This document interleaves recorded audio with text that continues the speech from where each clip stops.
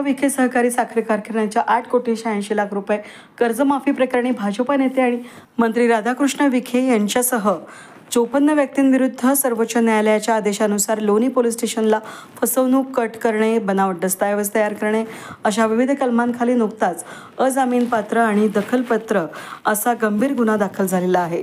आता नैतिकता म्हणून मंत्री विखे यांनी आपल्या मंत्रिपदाचा तात्काळ राजीनामा द्यावा।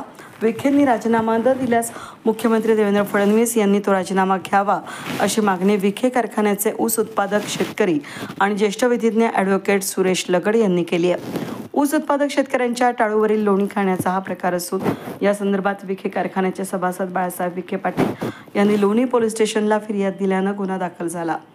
साखर कारखान्याच्या सभासद शेतकऱ्यांना बेसल डोसचे पैसे वाटप करायचे कारण देत बँकेतून 8,86,00,000 कर्ज घेतलं।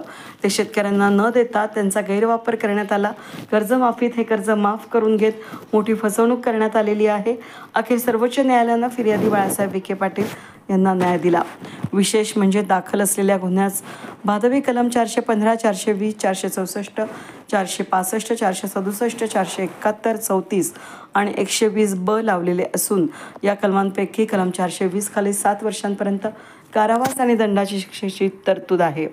कलम 467 खाली 10 वर्ष सक्त मजुरी किंवा जन्मठेपेच्या शिक्षेची तरतूद असून अशा प्रकरणाचा गंभीर गुन्हा मंत्री विखे यांनी केलेला असल्यानं त्यांनी नैतिकता म्हणून राजीनामा देणे आवश्यक आहे।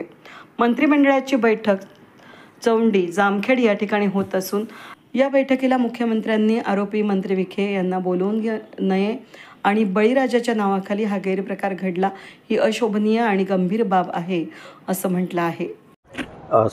सर्वोच्च न्यायालयाने नुकताच आदेश केला की पद्मश्री विठ्ठलराव विखे पाटील सहकारी साखर कारखाना त्यातील ते सर्व संचालक, कार्यकारी संचालक तसेच साखर आयुक्त आणि बँकेचे 2 पदाधिकारी यांनी जवळपास 8,86,00,000 रुपयाचा अपहार केला। बोगस कर्ज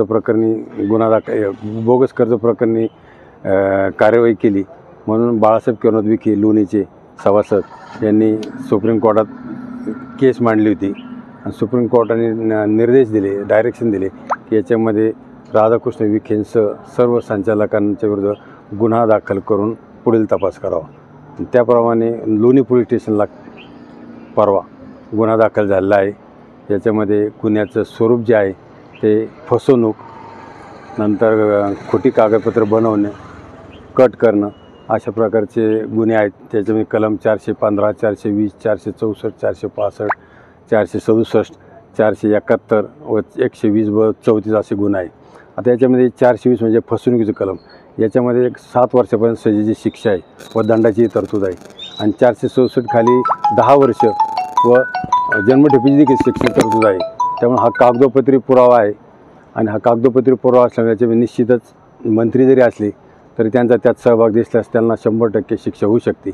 आणि या अनुषंगाने आम्ही मागणी केली मुख्यमंत्र्यांकडं की राधाकृष्ण विखेंनी राजीनामा द्यावा आणि त्यांनी जर राजीनामा नाही दिला तर मुख्यमंत्र्यांनी त्यांचा राजीनामा घ्यावा।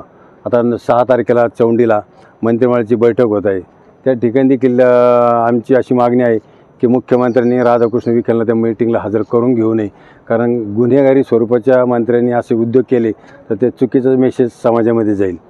म्हणून आमची एकच विनंती आहे की यांचा राजीनामा घेण्याशिवाय पुढील तपास निष्पक्षपणे होणार नाही अशी माझी खात्री आहे।